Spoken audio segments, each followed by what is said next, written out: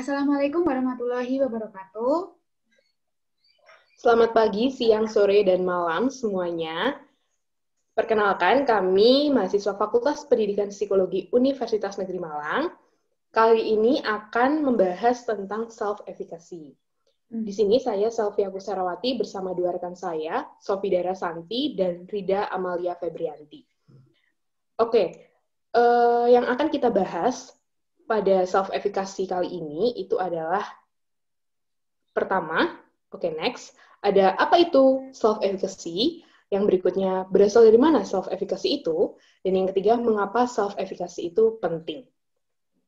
Nah, sebelum memasuki pembahasan yang pertama, di sini pasti kita semua pernah terfikirkan akan pertanyaan berikut. Ketika kita mau melakukan sesuatu, begitu ya, nah pasti kita berpikir, apakah saya mampu, apakah saya bisa melakukan ini?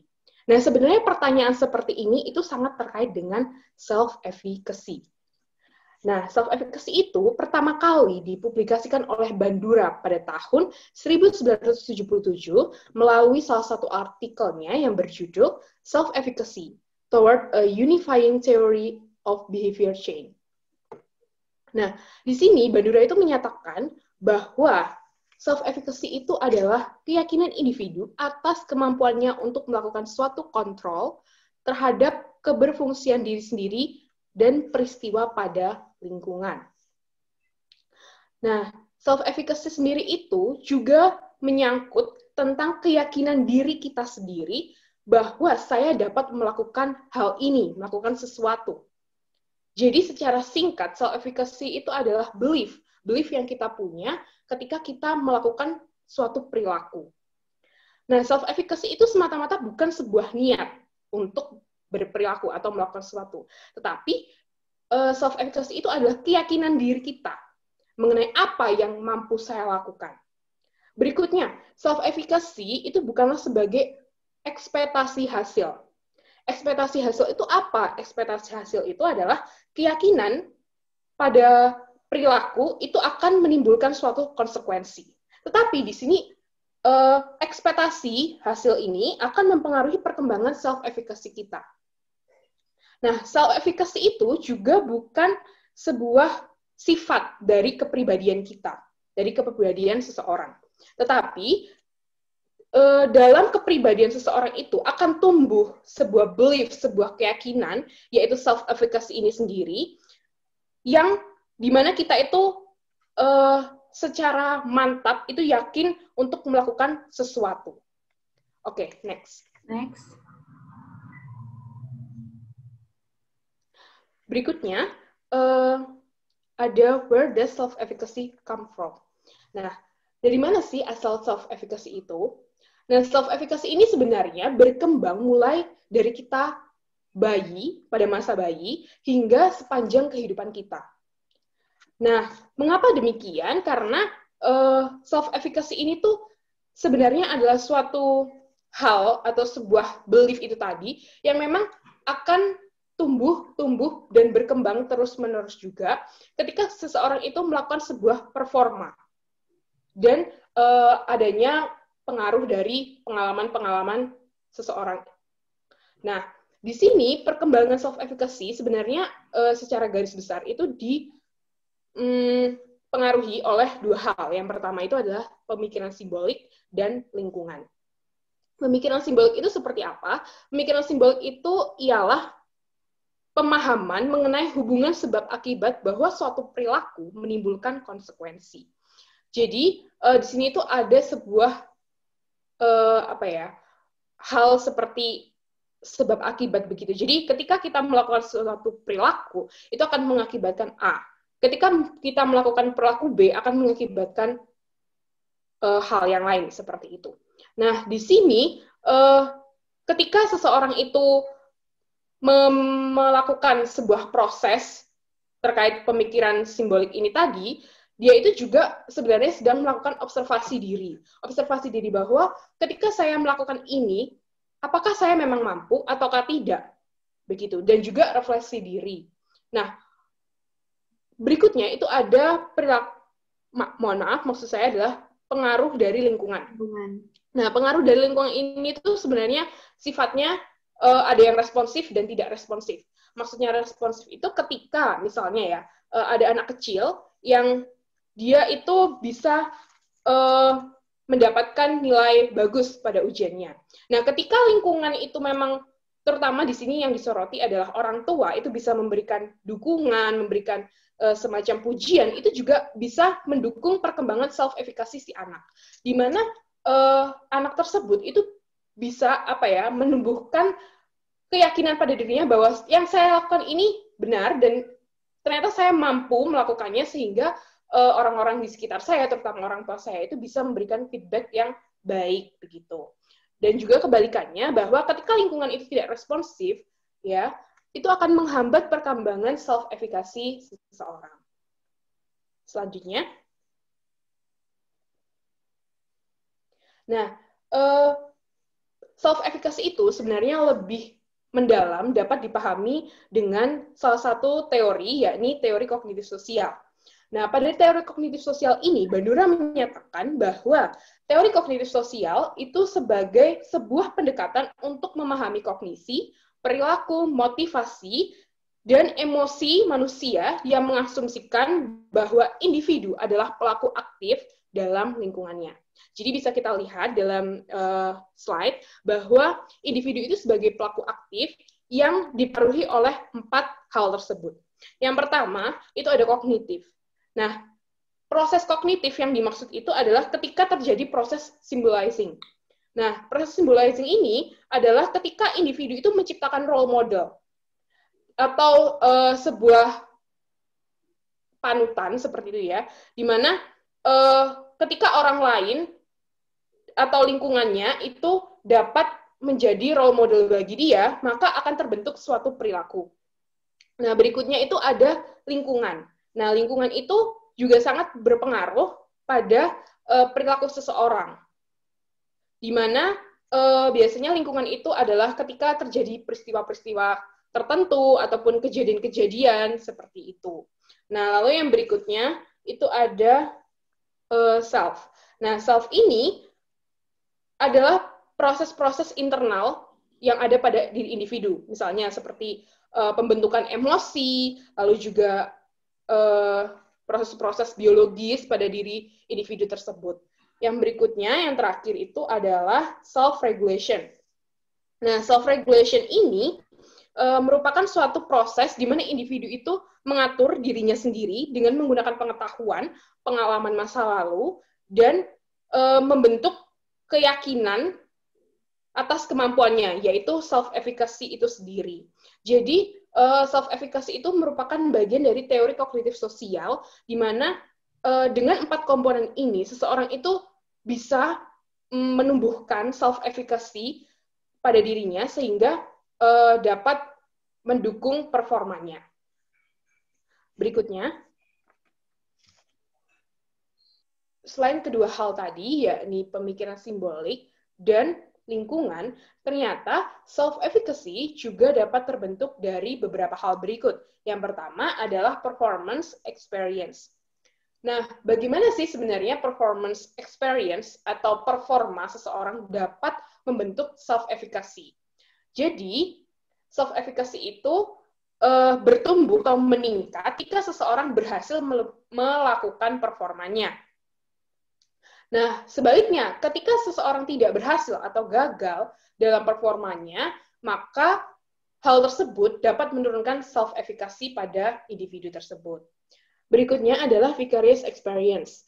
Nah, vicarious experience ini didasarkan pada observasi pada performa orang lain. Nah, ketika seseorang itu melakukan observasi terhadap orang lain, biasanya ia akan mempertimbangkan kemiripan ataupun kemampuan-kemampuan yang memang setara dengan performanya, sehingga ia itu memiliki pandangan dan bisa melakukan refleksi diri atas observasi yang dilakukan kepada orang lain. Selanjutnya, Sofidara. Ya, terima kasih ya Mbak Selvi atas penjelasan sebelum-sebelumnya. Saya akan melanjutkan tentang imaginal experience. Jadi, self-efficacy itu juga bisa terbentuk dari imaginal experience, di mana saat individu itu berusaha untuk membuat gambaran-gambaran yang positif tentang dirinya. Kayak membayangkan gambaran-gambaran positif tentang dirinya. Terus kedua, biasanya dilakukan dengan verbal persuasion. Ini tuh kayak kita melakukan self-talk ke diri kita gitu. Yang ketiga, dapat tidak berhasil ketika actual situation tidak cocok. Ini tuh nyambung dari contoh ya. Misalkan siswa yang menghadapi ujian. Kita itu kayak udah membayangkan kalau ujian kita itu nilainya bakal dapat 90 atau A gitu. Terus kita self-talk kita gini, ayo belajar, ayo semangat, nanti pasti dapat nilai yang bagus kok. Kayak yang positif gitu loh, membuat gambaran positif tentang diri kita. Terus, tapi hal ini tuh bisa nggak cocok di situasi yang kedepannya itu kalau kita mendapatkan nilai yang jelek. Atau misal waktu ujian itu lupa materinya, terus susah soalnya.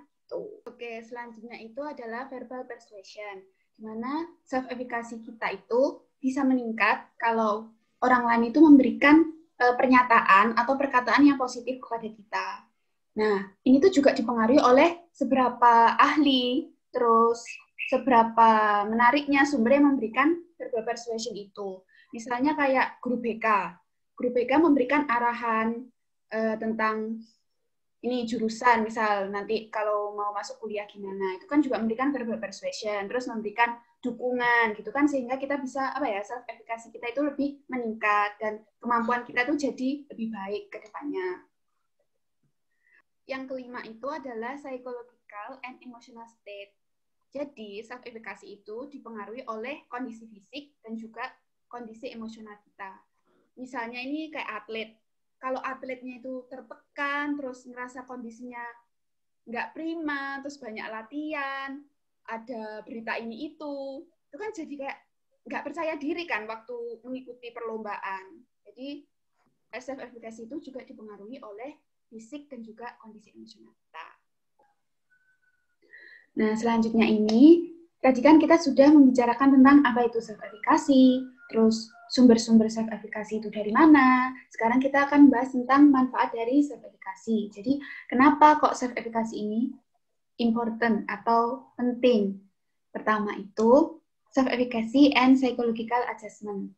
Nah, ini tuh berhubungan dengan kontrol diri yang dimiliki oleh setiap individu. Jadi, orang yang memiliki self-efficacy yang baik, dia itu juga memiliki kontrol diri yang baik. Misalnya aja ini kayak orang yang depresi. Itu kayak orang yang depresi itu kan pikirannya itu kayak negatif, terus yang merasa nggak bisa melakukan apapun, merasa nggak berguna gitu kan. Jadi self-efficacy-nya itu rendah kan. Nah, dari ada self-efficacy yang rendah itu, kontrol diri terhadap lingkungannya itu juga nggak baik. Kayak misal nggak bisa menyelesaikan masalah yang kecil aja tuh kayak rasanya tuh berat banget gitu loh bagi orang yang depresi itu. Oke, yang kedua itu self-efficacy dan physical health. Jadi, seperti yang sudah disinggung sebelumnya tadi, self-efficacy itu juga sangat berhubungan dengan kondisi fisik kita. Nah, di sini itu mempengaruhi seorang untuk memiliki pola hidup sehat dan juga mempengaruhi proses biologi manusia. Nah, self-efficacy yang mempengaruhi seorang untuk memiliki pola hidup sehat itu kayak gini. Orang yang memiliki kepercayaan diri yang baik, terus melakukan verbal persuasion kepada dirinya itu juga positif-positif, otomatis kan menjaga tubuhnya kan. Nah, ini tuh kayak contohnya itu melakukan olahraga, diet, terus melakukan pencegahan terhadap penyakit, kayak sekarang ini kanker gitu. Kayak pengecekan awal gitulah intinya untuk mencegah penyakit-penyakit itu. Terus yang kedua, self-efficacy mempengaruhi proses biologi manusia.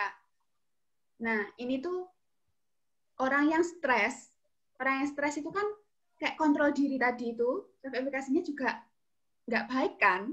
Jadi dari adanya stres itu, imunnya menjadi turun. Sedangkan orang yang bisa mengontrol dirinya dengan baik, bisa mengatur masalah, gitu, menghadapi masalah dengan baik kan nggak tertekan. Jadi otomatis imunnya itu juga baik gitu, sehat. Oke, selanjutnya itu self-efficacy dan self-regulasi. Jadi, kenapa sih kok self-efficacy itu sangat penting? Di sini tuh sangat membantu proses self-regulasi, terutama dalam membuat tujuan, terus pilihan-pilihan kita untuk menyelesaikan tujuan itu.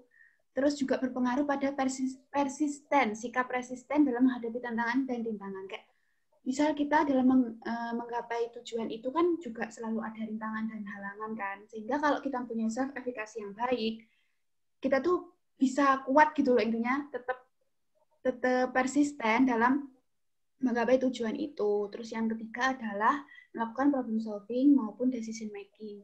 Dengan adanya self efficacy, kita tuh jadi percaya akan diri kita sehingga memudahkan kita dalam membuat itu tadi pilihan-pilihan untuk problem solving. Tuh. Yang terakhir adalah self efficacy dan psikoterapi. Nah, self efficacy ini juga diterapkan dalam psikoterapi.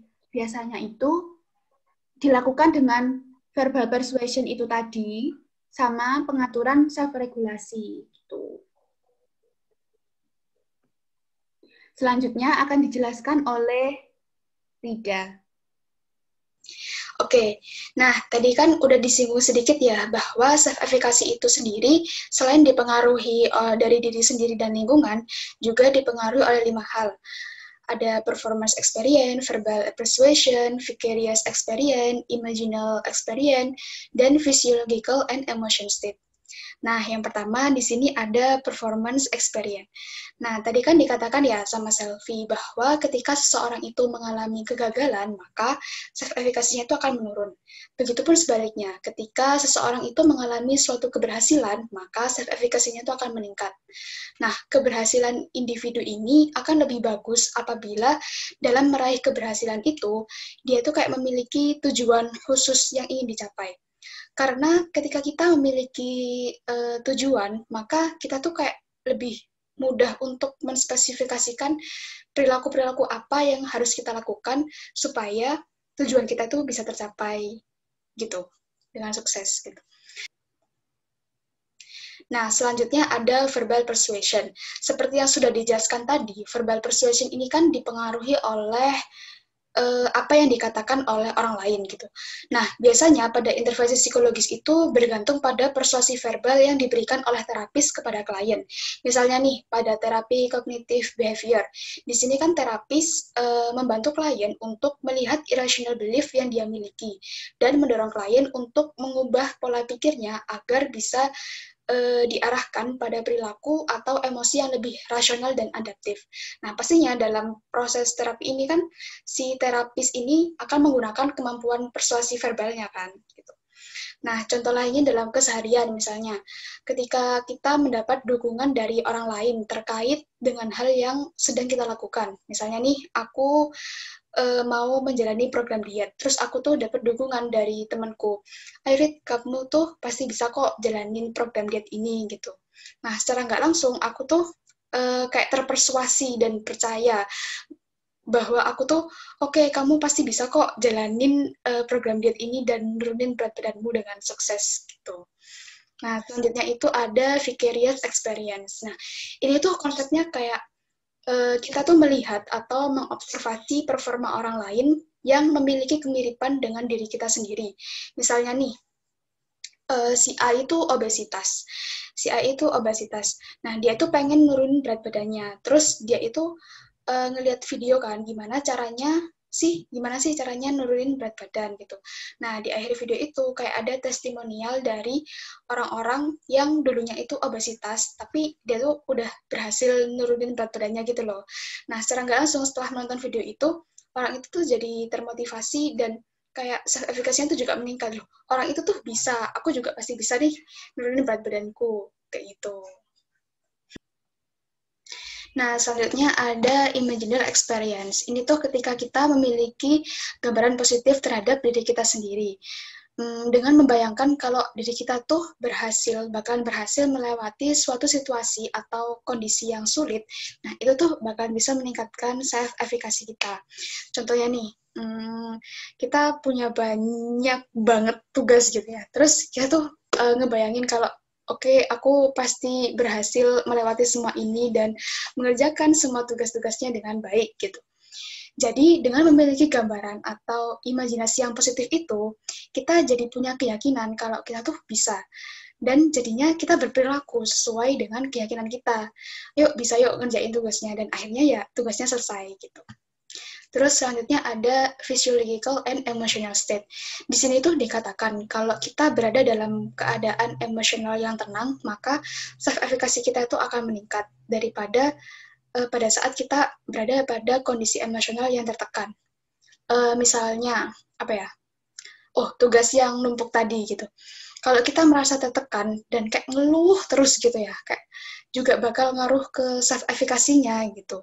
Kita tuh malah kayak, nggak selesai-selesai sih ini tugas gitu. Aku nggak bisa, aku pusing dengan semua ini, aku tidak bisa mengerjakan ini semua gitu. Jadinya kan self-efficacy-nya juga menurun kan gitu. Nah, cara yang bisa dilakukan untuk mengurangi kondisi emosional terkait dengan efikasi diri rendah dan kinerja buruk itu bisa dengan meditasi, relaksasi, hipnosis, biofeedback, atau dengan melakukan pengobatan. Selanjutnya ada enhance the impact of success. Nah, definisi sukses itu sangat subjektif karena setiap orang itu memiliki definisi sukses masing-masing. Dan pencapaian yang dikatakan berhasil oleh orang lain belum tentu sama dengan apa yang dimaknai oleh individu itu sendiri. Misalnya nih, si A beranggapan bahwa sukses itu ketika kita memiliki banyak uang dan bisa membeli semua kebutuhan atau apapun yang kita inginkan itu dengan mudah. Sedangkan si B beranggapan bahwa sukses itu bukan masalah kita punya uang atau enggak, tapi apakah kita bisa berkontribusi atau memberikan manfaat pada orang lain atau masyarakat gitu. Nah, yang terakhir ada collective efficacy. Nah, ketika individu itu berada dalam suatu kelompok, organisasi atau masyarakat, dan ia itu mampu melihat kemampuan dirinya dan orang lain serta memanfaatkan kemampuan yang dimiliki itu untuk mencapai tujuan bersama. Misalnya nih, pada tim atlet gitu. Ketika kita berada dalam satu tim, terus kita tuh tahu kemampuan masing-masing anggota. Jadinya kita saling melengkapi satu sama lain gitu. Maka kita akan bisa meraih tujuan yang ingin dicapai itu dengan lebih baik gitu. Nah, mungkin itu saja yang bisa disampaikan oleh kelompok kami. Apabila ada kurang lebihnya, mohon maaf. Terima kasih sudah mendengarkan presentasi ini. Semoga ilmunya bisa bermanfaat dan mengerti lebih dalam tentang self-efficacy itu seperti apa. Gitu. Terima kasih. Wassalamualaikum warahmatullahi wabarakatuh.